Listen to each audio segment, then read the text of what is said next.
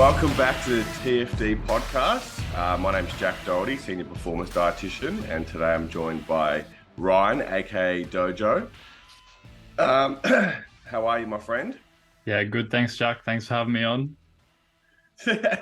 Well, it's co-hosting, so it's not exactly a guest, but today we're going to speak about something that we get asked a lot about. Obviously, the Christmas period has begun, aka the silly season. I think all of us get asked this question of kind of how to stay on track, how to, keep on track with your goals, including your body composition, keeping that kind of in check whilst trying to enjoy this period of time. Obviously, between, if you're in Australia, it's a very big time to drink and Christmas parties, work parties, and so forth, but also obviously the food component. A lot of people like to indulge in this time.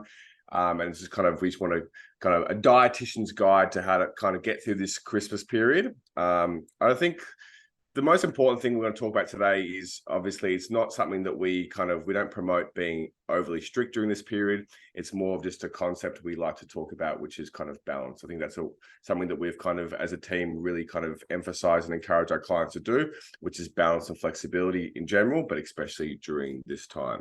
So I'll hand it over to you, Dojo, for the first the first bit of advice you'd give the audience. Yeah, sure. Yeah, let's run through a couple of tips here and let the people know sort of some things that we recommend for helping to navigate through this time. And I think to kind of build off that one that you mentioned, Jack, in a bit more detail, is to not be too strict. Like that's something that we definitely see a lot, especially with our combat athletes or any athletes that are kind of going to be going into the Christmas season a little bit concerned about weight, whether that's if they've got fights coming up, early next year, or even if they're just kind of worried, am I going to blow up like by eating a couple of Christmas meals? And the fact is, like over Christmas, even though you see like a lot of food, a lot of like high calorie food being served and all that kind of thing, it's never really the case that someone is going to blow up by like 10 kilos just by having a Christmas lunch. So it's probably more important here to let yourself relax, enjoy the food, enjoy the time with family, and not worry so much about what am I going to put on my plate? Are there particular foods that I should be avoiding? And kind of these negative thoughts that start to come in at this time of year that can really impact on our relationship with food. So that's probably the first tip there, is to, as you said, just allow yourself a little bit of freedom to enjoy those foods, enjoy the time with your family, not be having to kind of be in your head about, oh, I can't have that food, I have to stop eating, etc., and really removing yourself from the enjoyment of the season. Just allow yourself to relax a little bit. Yes, you probably will be eating a little bit slightly higher calorie intake than normal, but as we'll get to, there are ways that we can kind of navigate that and potentially mitigate any sort of risk of blowing up. Not that there really is too much of a risk there, as we'll get to. So I'll hand back over to you, Jack. What's your first tip for the people? Yeah, so as you said, I think the freedom is the most important. I think a lot of people get stressed. They kind of, that perpetual worrying about like blowing out and so forth. But again, I think that's a really important point just to emphasize, is that, most times, especially say Christmas Day, you will have a meal, you'll have dessert, you'll kind of enjoy all those kind of things. But again, that's one meal or a few meals in a whole month. So look at it as a bigger picture. These high caloric meals, which sometimes aren't even that high calories, but if they aren't going to break the bank, as we say. But that leads on to a point which I think is very important, which is be mindful and present. So, obviously, we speak about mindfulness. We speak about kind of, this healthy relationship with food and kind of how to understand what your needs are and so forth. But so what I mean by be mindful and present, when you're sitting down for a meal, just take time to kind of, enjoy that process, enjoy the meal. Listen to kind of like your hunger cues. There's no point binging for the sake of binging, or just eating an excessive amount just because you feel like you have to or you can. So just be present. Just sit down while you're eating. Take it nice and slow. Obviously enjoy the process, enjoy the socialization that comes with that, and just kind of listen to your body's cues. If you're full, there's no point just keeping pushing that. So just kind of, again, use those mindfulness techniques, slow it down, kind of think about how you're feeling in terms of your hunger levels, your fullness, And then, yeah, just enjoy that whole process. But again, just be mindful and present at each meal. And that's more likely, it's going to lead to you more likely not to kind of overeat or kind of get into these kind of cycles of binge eating. Yeah. And I think like most people will be surprised at how accurate their body is at being able to tell like when it's full, when it's eaten a certain amount of calories, when it's eaten a certain amount of food. Your body is actually really good at telling you, okay, like this is enough, like I don't need more food. A lot of the time what happens around this time of year is the food is so good that we kind of ignore those hunger signals. We're not present. Maybe we're a little bit intoxicated, but or the food is just like really, really good. We keep reaching for more and more food and ignoring those hunger signals. So I think that is a really, really important tip, Jack, is to just pay attention to how your body is feeling. Like, are you actually really hungry, or do you just want like an extra slice of ham or whatever? And I think you'll find that your body is really good at being able to tell you like, yes, I'm full, or like, no, I'm still hungry. And something that I think is another good tip that can help with that and help with listening to the hunger cues and knowing when you're hungry and when you're full is to stick to eating at like normal meal times, right? So obviously meal times can be a little bit different over the holiday season, like lunchtime, depending on when all the food's ready, or dinner time, or when the family's ready, etc. That can change things, but sticking to the normal meal times for the rest of the day. So still eating your normal breakfast, still eating your normal snacks between meals will really, really help with your body to still be able to interpret where it's kind of at in the day and how much food it still needs to be eating. Now, kind of like piggybacking off that, one way to really throw that out is by grazing all day. So this is usually something that is kind of like we recommend against, because it makes it a little bit harder for your body to tell where it's at in terms of fullness and stuff, is to be just like grazing on little, like Christmas biscuits or like Christmas cake, rum balls and stuff over the day. As much as they're really delicious, like you can still have those foods, but if you have them around the meal times and allow your body time to digest and process that food in between, it's going to be a lot easier for you to intuitively tell when you've had enough food or when you're still hungry by following these more specific meal times throughout the day. Yeah, I think that's what. Sorry, okay.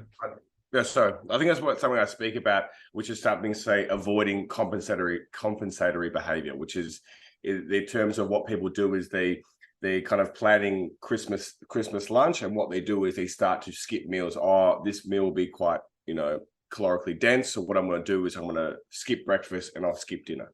And these processes or compensatory behaviors seem good in theory because you're kind of trying to figure out what kind of, what your intake's going to be for that full day. But that does often lead to either binge eating or just excessively overeating at those eating windows. So like you said, don't skip meals. If you have your breakfast, you have your snack before the Christmas lunch, you're more likely just to have, to be able to enjoy that meal. You're not going to, overeat or excessively eat. And that's what, you're using those hunger cues, you're using that kind of the being present during those meals to kind of, just enjoy that meal, but within reason. I think that's what we always got to speak about, is like within reason. And that's something that's really important about the Christmas period, because I think that within reason is something that we should all follow just in general, just for overall health. But that kind of leads to what I think is one of the biggest parts is, is letting go of that all or nothing mentality, which is basically what I think that as a society we struggle with, which is basically we're always thinking, are we in a dieting phase or we're not? So basically, it's basically during this period, especially, it's emphasized is like, okay, sweet, I'm just going to go all out. I'm not going to follow any of my principles, any of my nutrition principles. I'm not going to eat regularly. I'm not going to kind of use what I usually do as kind of my baseline. I'm just going to go basically completely off my usual schedule and just excessively overeat. So that's what I think is really important, is just kind of keeping those foundations, keeping that regularity to your diet. So when you do enjoy these foods, it's not different. It's just one meal that you've kind of substituted out, instead of this whole concept of just everything. I'm going to go balls to the wall and eat all the rum balls, have all the alcohol, have all the food and all stuff like that. So I think it just doesn't work that way. And I think that, psychologically and physically, it's not the greatest thing. So if you just keep those kind of principles you've been following, eating healthy and just enjoying yourself, again, going back that flexibility, having that flexibility, using the nutrition principles that we always speak about as the foundation, and then be able to have that enjoyment through the flexibility of eating and not having that all or nothing mentality. Yeah, and I think that like these things all kind of overlap here, right? Because if you are allowing yourself that flexibility to enjoy the foods and stuff, you're not starving yourself in order to like get to the meal and eat as much as you can. You don't really get that feeling of like, oh, well, I've had my Christmas lunch here, the rest of my day is ruined. I may as well just smash like the whole rest of the pavlova as well. Which I think that kind of builds off that as well. Like you just kind of get that guilt feeling of like, fuck it, like I've ruined the day already. I may as well have like another 6 pack of beers and the rest of the rumbles. Like by just acknowledging the fact that you are going to be eating these foods and enjoying them and kind of releasing that guilt, like kind of separating that out. You're not doing anything bad by enjoying your Christmas lunch, but you can still have your like healthy meals around that. I think that's really important to keep in mind. And that leads into another kind of important tip here is you can still do all of the healthy things that you normally do around like throughout the year around Christmas as well. So that's like you should still be doing regular exercise, as we said, eating healthier foods, or maybe not so much like quote unquote healthier foods, but things like, like having a lot of fiber and slow digested carbs and protein and stuff at the other meals, maybe surrounding the Christmas meals or holiday meals. I think it's really important to keep up those healthy lifestyle habits. Now, obviously, it can be a little bit more difficult around the Christmas period because, things like gyms are shut. Sometimes like sporting teams take breaks over Christmas and all that, but it's not impossible to just go out for a walk, get in your 10,000 steps, just get some physical activity, get out, see some sunlight, just like healthy general movement, keeping up those lifestyle factors, making sure you're still getting good sleep, making sure you're still drinking enough water. All of the basic nutrition principles can still be followed. And by doing all of that stuff, you're still going to be ending up with basically like a generally really healthy period with, like, as you said, like one or two, or maybe a couple more, depending on like how many events you've got on, but a couple of like bigger, maybe more like festive meals. But for the most part, your month is still going to be basically as the same as normal, same like healthy habits being followed. And you won't see this big blow up in weight or hit to your mental health or all of the things that can come along with the holiday season when it comes to being focused on your nutrition. 100%. I think that's like, obviously this time of year, everyone's tired, especially coming off the back of COVID. This year's been a massive one for everyone. Going back to work at full capacity, the gyms are back opening. I think this has been a particularly like a big year, both physically and psychologically for a lot of people. And this time of year is kind of seen as a bit of downtime. Obviously some people start to take breaks from work. Unfortunately, we don't.